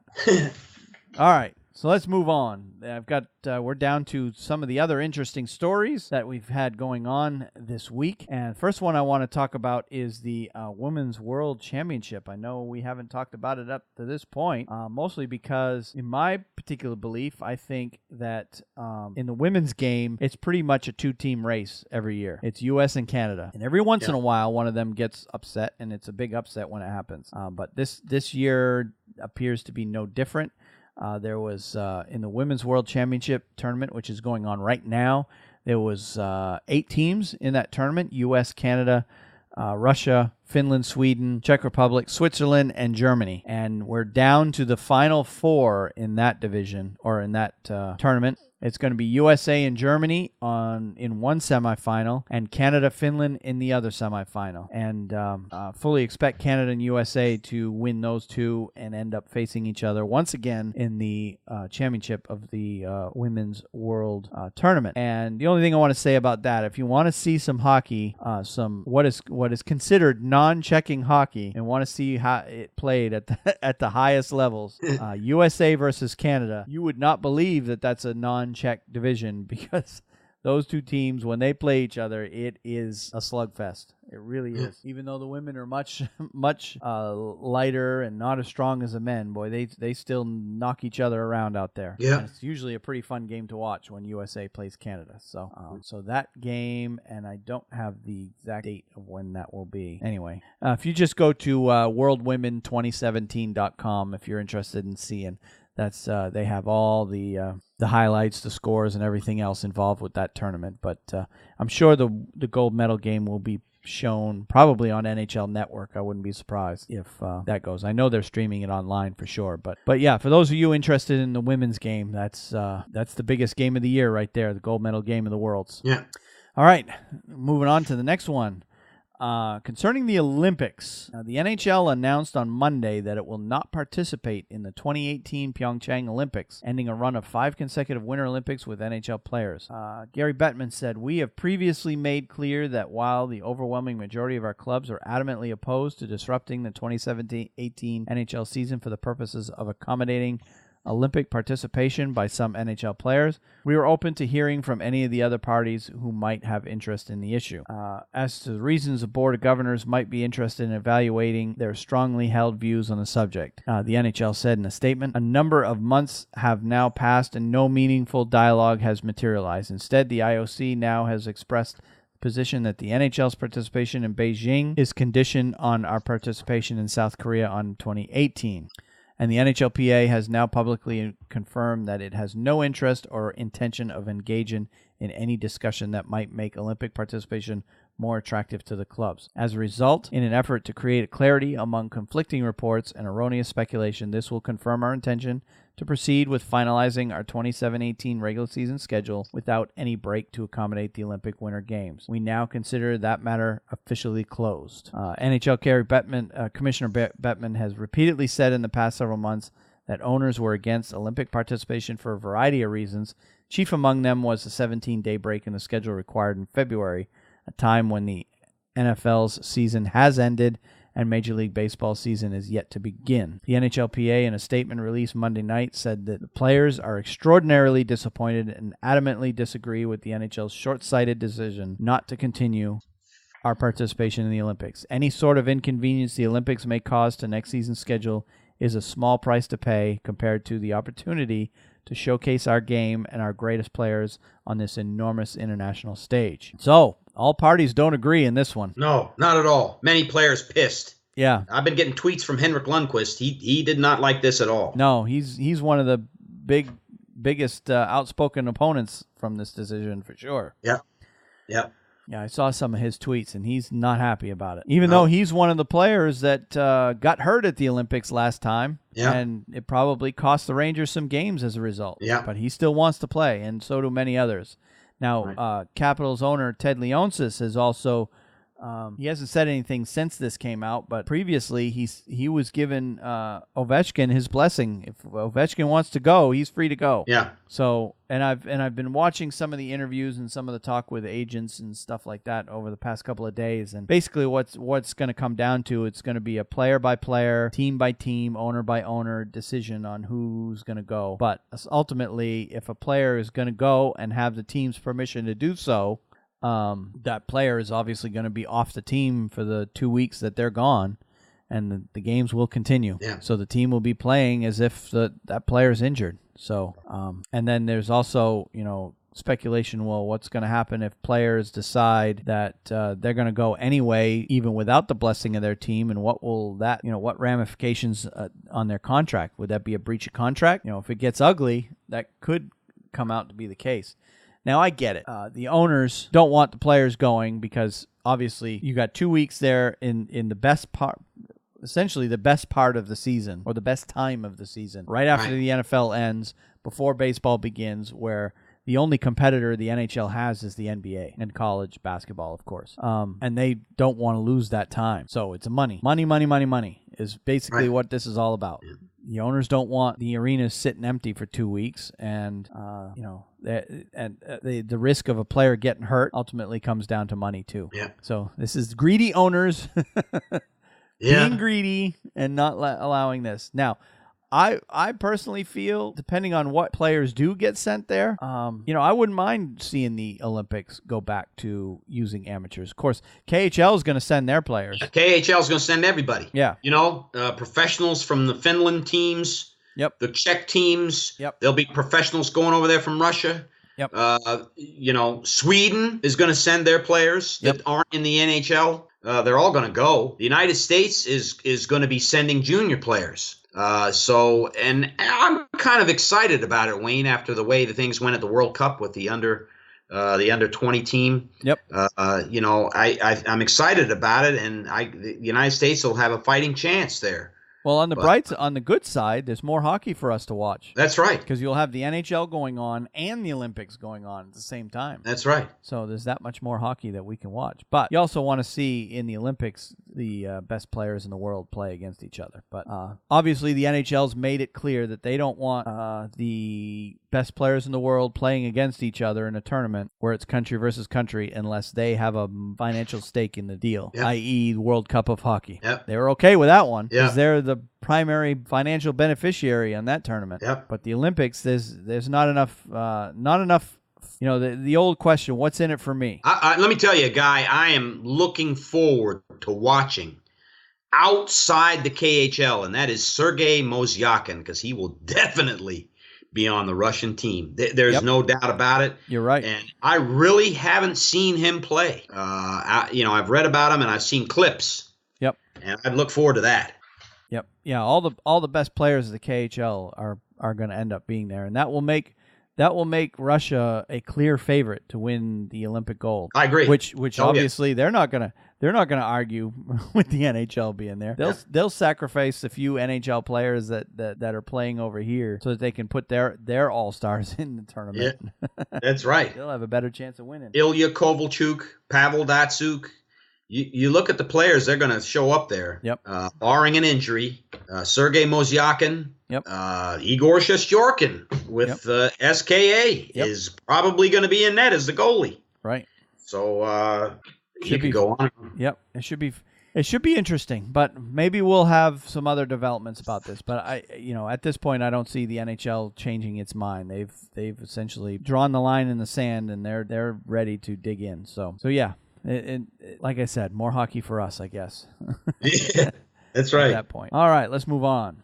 After playing for more than 7.5 periods in nearly 6 hours on Sunday, Cal Babich evidently had enough. Babich, the son of former NHL player Dave Babich, ended the longest Canadian Hockey League game ever played by scoring at 11:36 of the 5th overtime to lift Everett past Victoria 3-2 in Game 6 of the Western Hockey League first-round series. The goal was Babich's second of the game. He also opened the scoring with a goal at 6:31 of the second period. Everett goalie and Philadelphia Flyers prospect Carter Hart made 64 saves and was named the game's first star. Victoria goaltender Griffin Outhouse, a 2017 NHL draft prospect, so he's yet to be drafted, made 72 saves but could not stop Babich's breakaway attempt in the 8th period, 5 hours and 49 minutes after the game started. At 151 minutes, 36 seconds, the game was about 5 minutes longer than the previous CHL record between Victoria and Hull of the Quebec Major Junior Hockey League back in 1999. Everett and Victoria also set the record for longest game in Western Hockey League history, which previously was set at 1:36 and 56 seconds in a game between Kamloops and Kootenay on March 25th, 2003.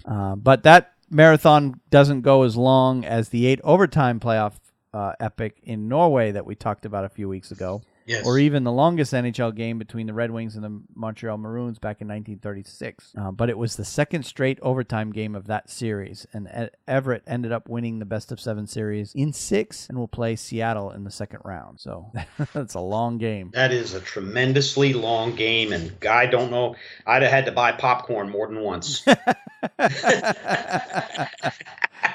Maybe a beer or two as well. All right. After playing for more than 7.5... I'm sorry. I'm redoing the same story. All right. Let's move on.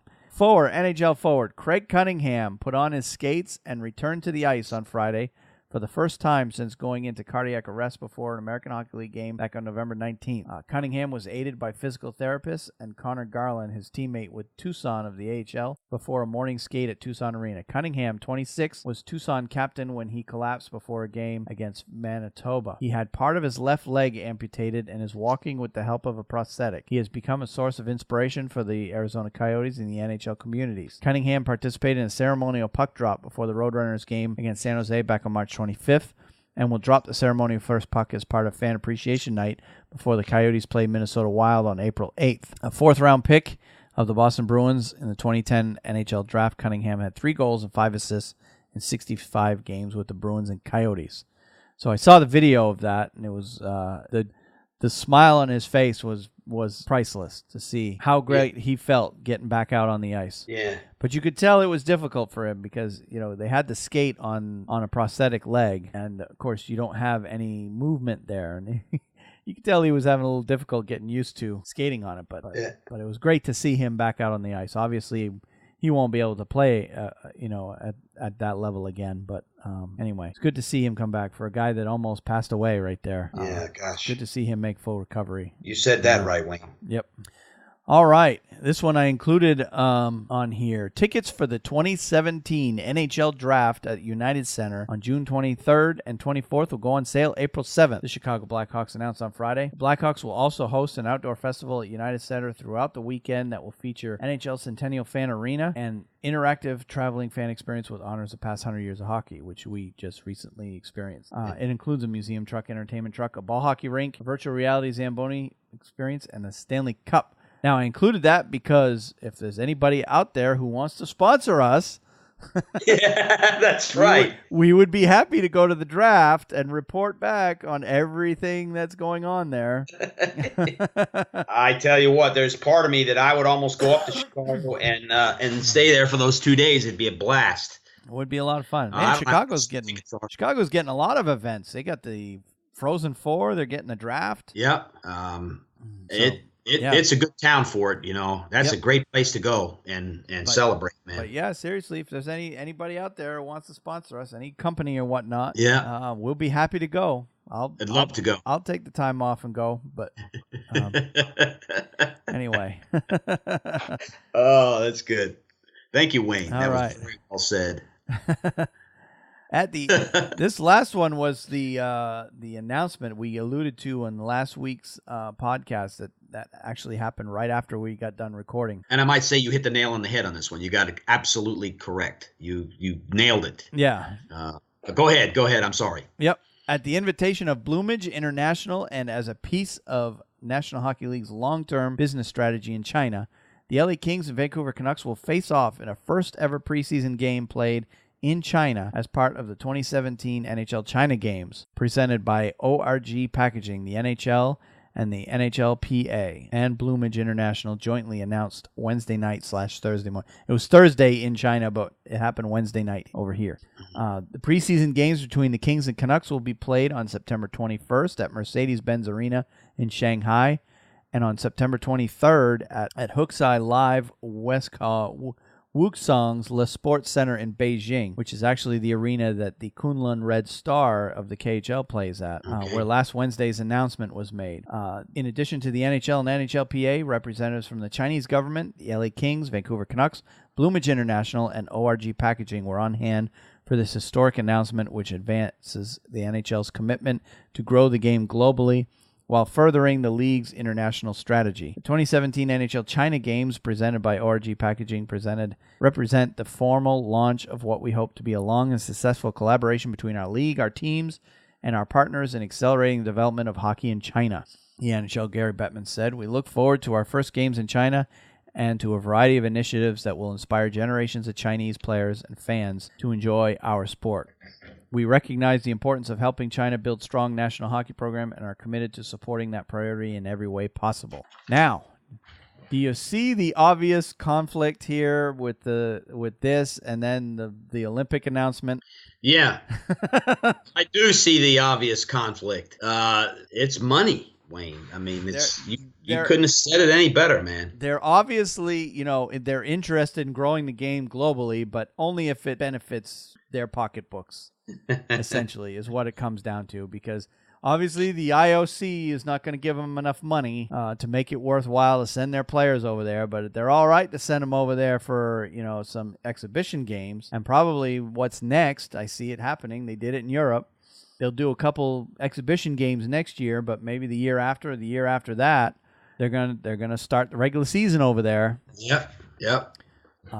And that will it's just yeah, it's just one of those things where it's where it's a money thing, There and obviously they're not gonna, the NHL, you can see what's gonna happen. They're gonna skip this Olympic Games, but you're not gonna have an Olympics in China when they're trying to grow the game in China. Yeah. And they're not gonna skip those Olympics, even if the IOC has said, well, if you want to do China, you've got to do Korea. Yeah, that's what the IOC is saying, but I don't know. It's just frustrating to see, the obvious money grabbing going on here. But that ORG Packaging actually is a name that I've seen before. And I don't know if we talked about it. It would have been within the first one or two podcasts that we've ever done. The Bruins sent Matt Bolesky and David Pasternak to China last summer to do kind of a hockey camp / a lot of public appearances in China. And that was all put on by ORG Packaging. Oh, okay. The relationship, ORG's got a relationship with the Boston Bruins already, an existing one. They're just expanding it league-wide now. And if you watch a Boston Bruins game at home, the ORG Packaging logo is on the boards at the Garden. Okay. So, anyway. All right. Well, let's move on to the HockeyNuts.com power ranking for the week. And yes. It's your turn this week. It is my turn. And you know what, Wayne? This just struck me. This will be my last power rankings for the year. Because next week, when you do yours, that's the last week, really, that I guess we can still do them, but there'll only be 16 teams. Yeah. And, maybe that's the way we'll do it. Yeah. But this will be my last time doing it with the full slate of teams in the NHL. Yep. So it's kind of melancholy for me. Until next year, of course. Here we go. Number 16. I think, my opinion, the weakest team in the playoffs, the Nashville Predators. And they were 13 last week, but they're slipping. They've lost some games, and I don't know that they're resting players as much as they're probably going to be the first round opponent of the Chicago Blackhawks, but we'll wait and see. We'll see what happens. Yep. Number 15, Ottawa, another team that's slipping quickly. Yep. Losing games. I think their last 10 games, their L10 is terrible. 2 wins maybe. Number 10 last week, so they dropped 5 slots. Number 14 is the Boston Bruins, up from 16 last week. And they're white hot right now. Playing white hot team, and I could have put them up another slot or 2, and probably they will go up another slot or 2 next week. Calgary is number 13. They were number 11 last week. They've dropped a couple. But, again, if I'm the Chicago Blackhawks, I don't want to play Calgary in the first round. That's a much tougher opponent than the Nashville Predators.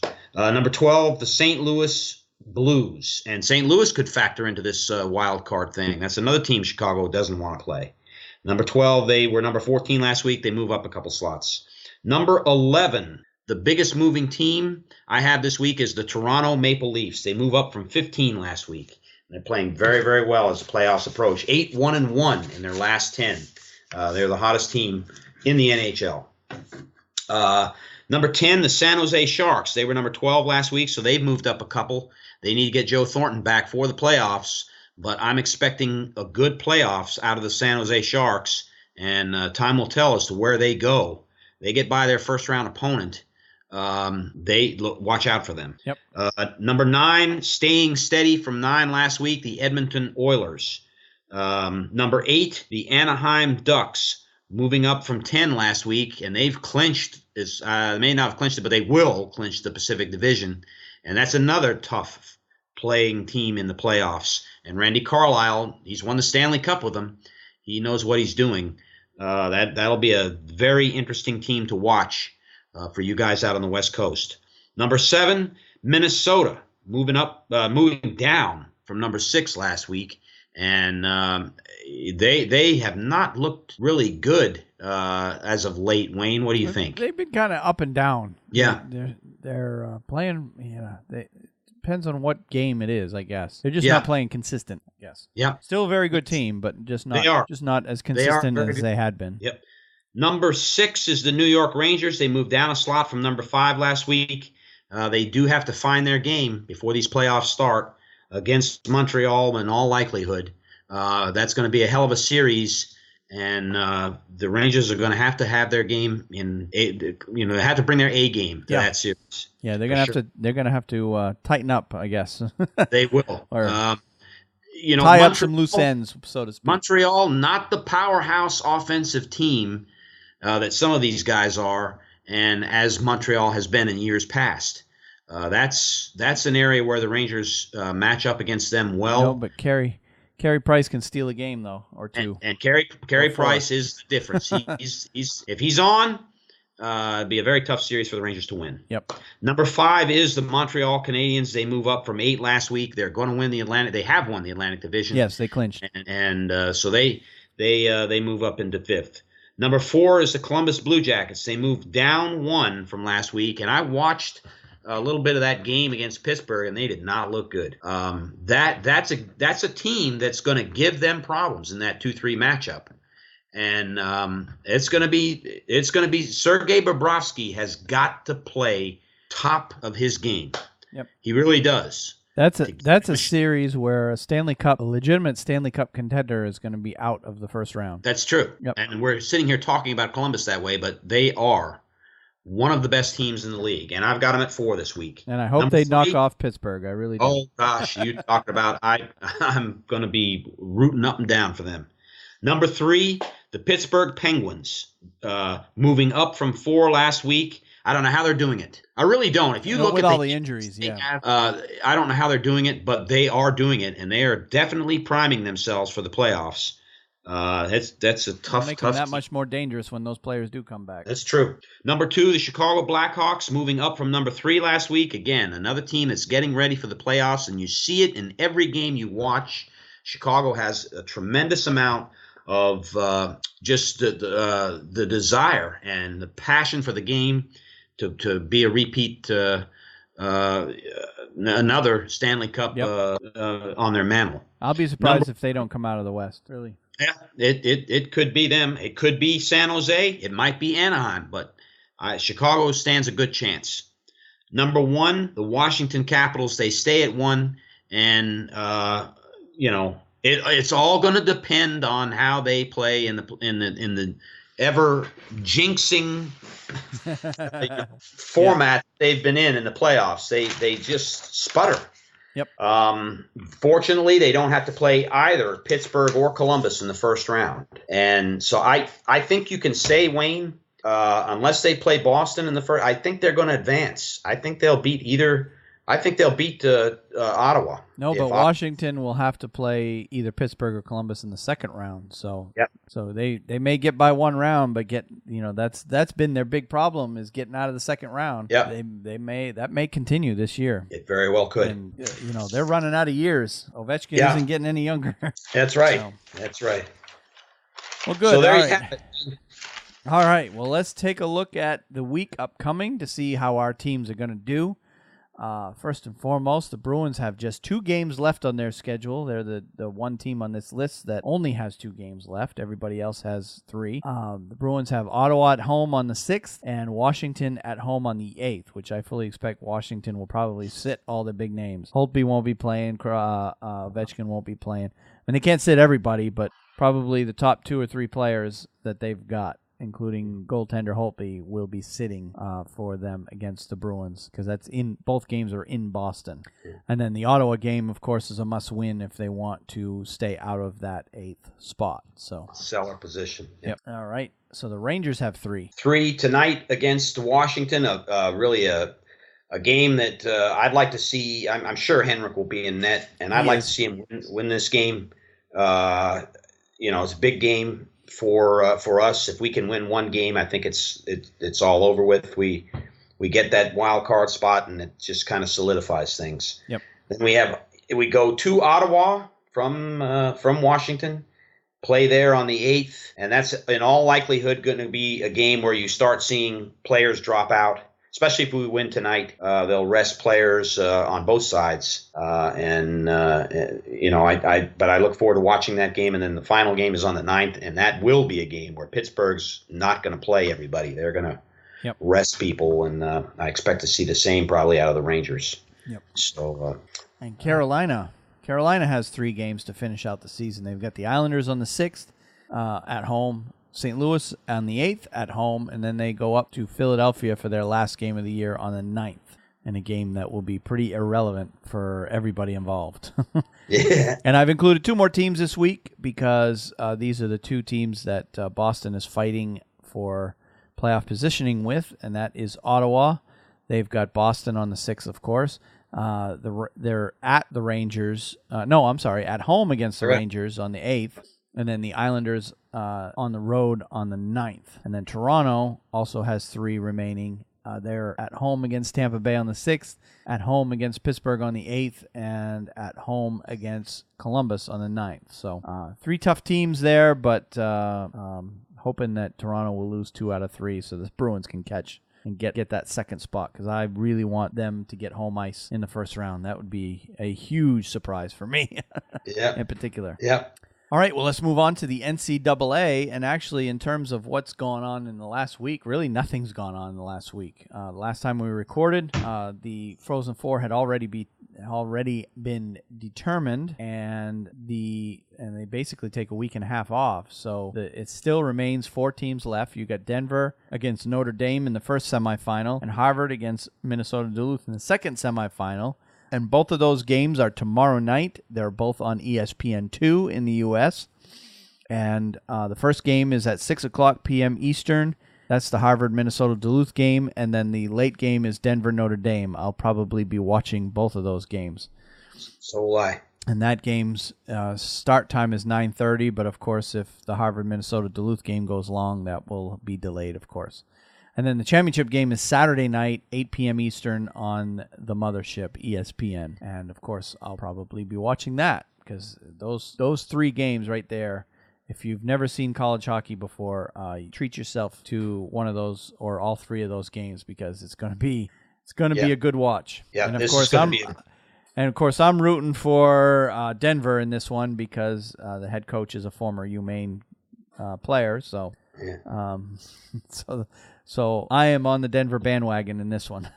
I hear you. And they're probably the odds-on favorite to win it, wouldn't you say, Wayne? They are the number one of the top remaining seed, yes, in the tournament. So it's their tournament to lose. But single game elimination in hockey, anything can happen. That's right. All right, let's move on to the KHL Minute then. Yes, sir. I put together something. I don't know. Go for it. You want me to go? Yep. First, I kind of set up the final, as you know, between this show and last. The Gagarin Cup final has been announced already. It is already done. Both teams swept. In the East, you have Metallurg Magnitogorsk going back to the finals for the 3rd time in the last 4 years. They will be playing against SKA St. Petersburg, who won the Western Conference, and that sets up SKA won the Gagarin Cup in 2015. Now, I had been reporting, and I was in error. I had thought that Magnitogorsk had won 2 in a row. They have not. They won the 2014 Gagarin Cup when Mike Keenan coached them. Yep.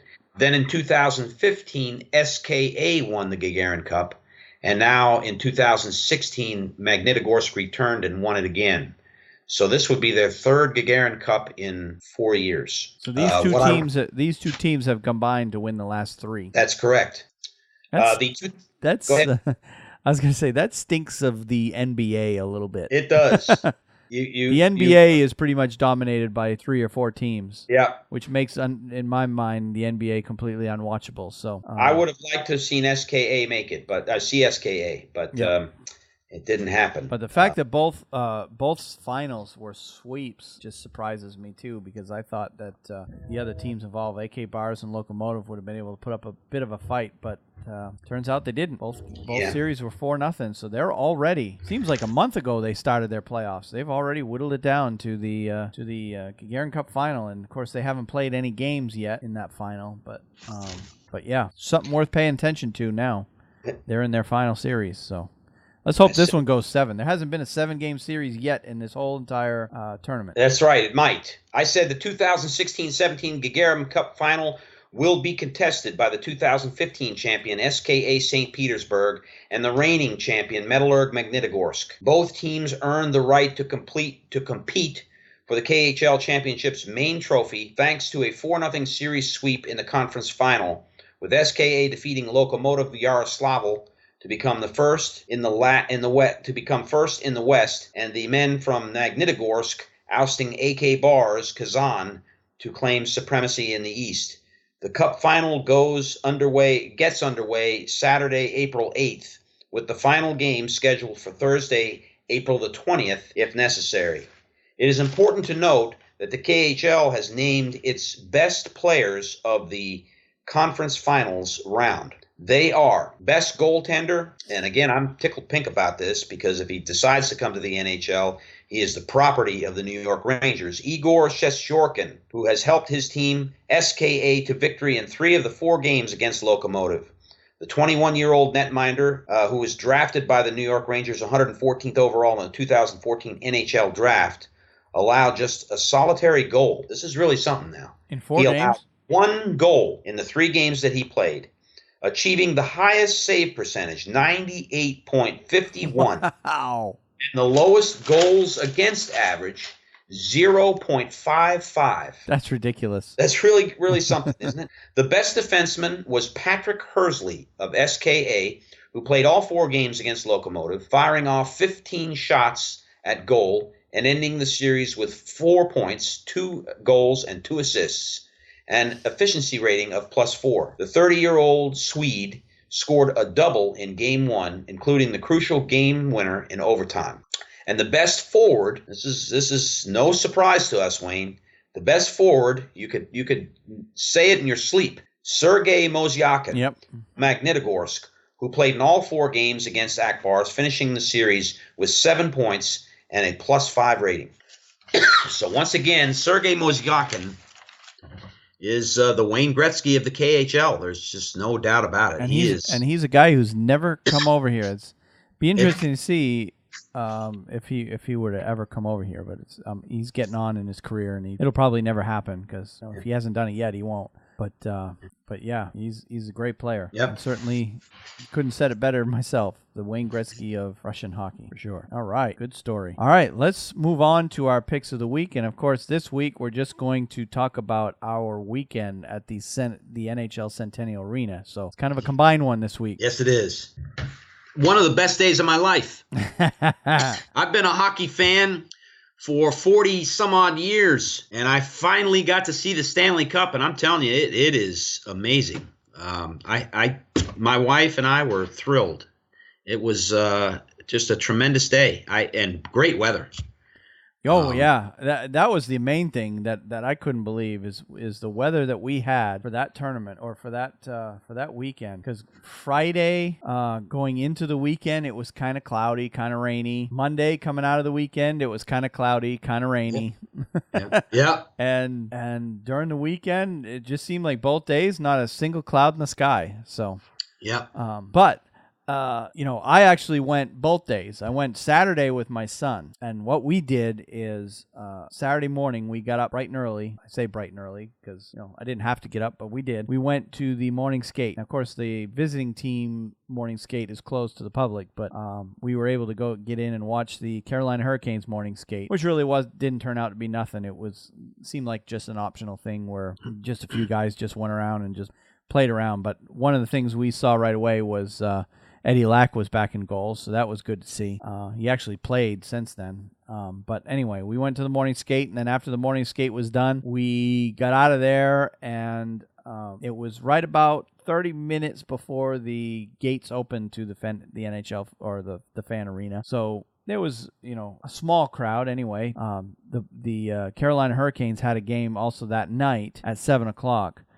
So what essentially happened, and which I pretty much predicted, was all of the fans that were going to go to this Centennial Fan Arena were probably going to go later in the afternoon on their way to the game. They're going to go to the game, get there about 7 o'clock game, get there about 4:30, do some tailgating, and then go in the fan arena before they go in the game, which was going to be a huge crowd of people going into that thing. My thought was get there early, get there right when it opened. We can get in, we don't have to fight a crowd, and the wait to get our pictures with the Stanley Cup would be short, and I was right. We got in there about noontime. It was probably about 50 to 100 people waiting to get in when we went in, and we might have waited 15 minutes to get our picture taken with the Stanley Cup. That was it. We were able to do it, and then some of the things that they had there, of course, we've been talking about it for weeks now, but they had, of course, the Stanley Cup was on display. They had the Zamboni thing that you could do, which we didn't bother to do. They had the outdoor ball hockey rink, and they had the trailer truck that had all the museum displays. What did you think of all that? Yeah, that was great. I really enjoyed that museum truck. We probably spent 45, half an hour, 40, maybe even close to an hour in there. And not the coolest of places either. No, but it was kind of warm in there. Yeah, but it was fun. Those pictures that we took, and it was, I got a lot of pictures in there, and the sticks that were on display, the skates, records and memorabilia that they've got in that truck. It's really something. Yeah, it was. Yeah, they had a lot of stuff there, and of course, in addition to that, they had a place where you could donate hockey equipment, which they would donate to kids in need, and of course, Stormy, the mascot for the Carolina Hurricanes, was there, and it was just an all-around good time. But on Sunday, man, did we hit it big on Sunday. I got to tell you, when we got there a little after noon on Sunday. And because the Hurricanes had a game on Saturday night at 7, the NC State football program had their annual spring game there. So there was thousands of people there in the area to see that, and not many of them came over to the NHL, which kind of surprised me, but it didn't. Surprised me of how many people that were there, so few came over. But it doesn't surprise me because NC State football fans are not hockey fans; they're just not. All that stuff was going on Saturday, but on Sunday, nothing was going on. The Canes were out of town. They were playing in Pittsburgh at 5:00 Sunday afternoon. Nothing going on at the football stadium. There was nothing going on, and except for this Centennial Fan Arena. And man, we were able to spend way more time with the Stanley Cup than I would have ever imagined. Yes, we were. We went back. How many times did we go back? Three times we went back in line. Yeah, we first one we just got went in line to get pictures with you and your wife, and then me and you got our picture.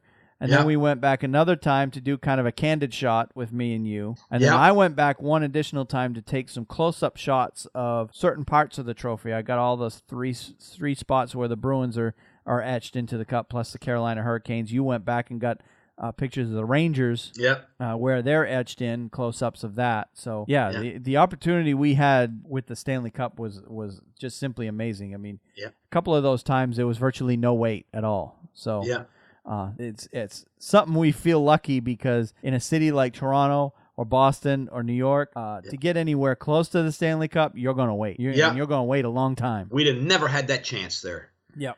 It's unprecedented, and we got to spend. And when we were up there too, they let us take several pictures and take our time. We got several minutes, 5 minutes. Yep.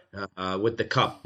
Every time we were up there, and there was no pressure to shoo us off, or we got people waiting in line. It was really something. Like when the cup was here in 2011 for the All-Star game, the lines were so long.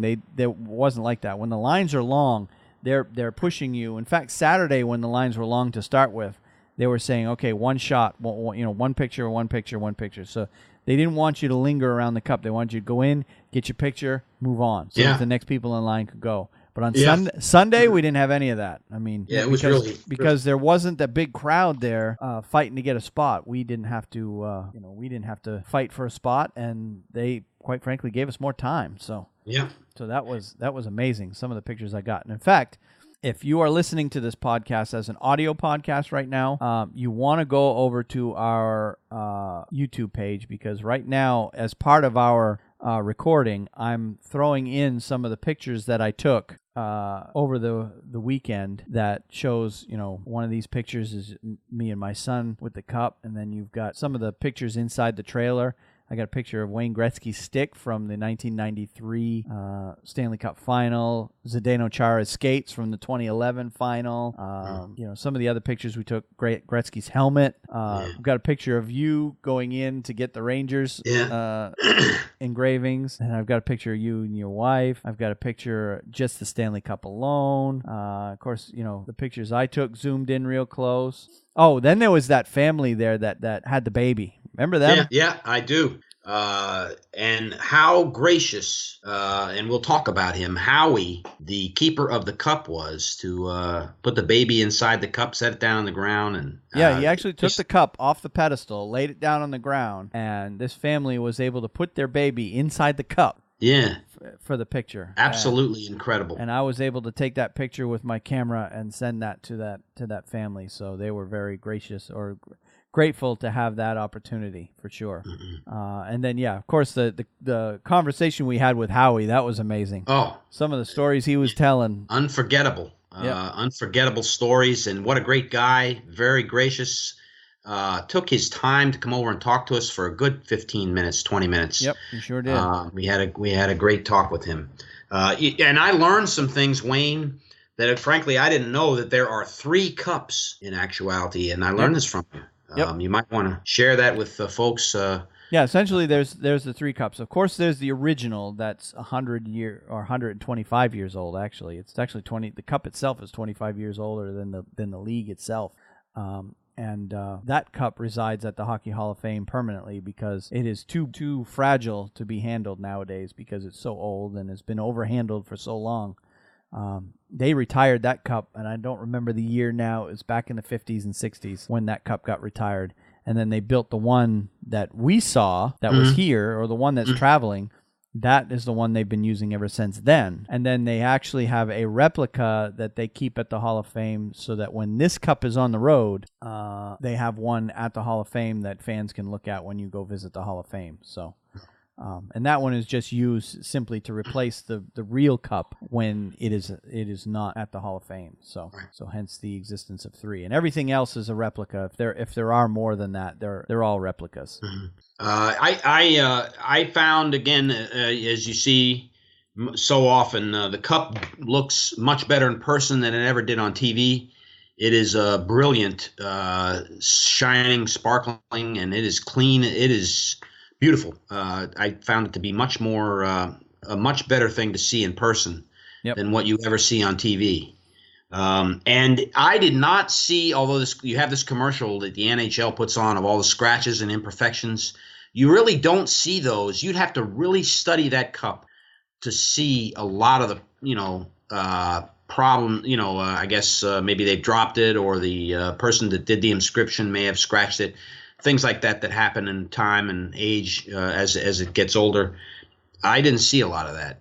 It looks to be, when you look at it up close, a very beautiful cup and not a lot of damage or showing its wear at all. Yeah.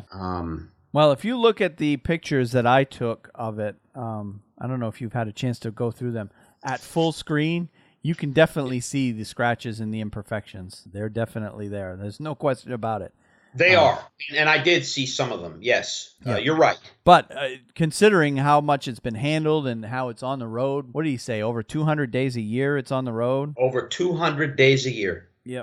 That cup is being handled and traveled. Now, granted, fans aren't allowed to handle the cup themselves, like what we were allowed to do. When the cup was picked up off the pedestal and put on the ground, it was Howie that did it. It wasn't anybody else, not even the people that work at, that were around the cup helping, with the moving the traffic through. It's the keeper of the cup only that is handling that cup, and so obviously he knows how to handle it. But when the players have it, when they win it and, they earn the right to lift it, they're handling it themselves. So, and that's probably when it gets most of the damage that it gets to. But as far as how the cup looked, this is the second time I've seen it. I saw it, of course, the first time in my life. I saw it back in 2011 at the NHL All-Star Game here in Raleigh. And, of course, that was kept in an indoor arena, indoor setting. And, I noticed right away it was much more brilliant because where it was this time around, it was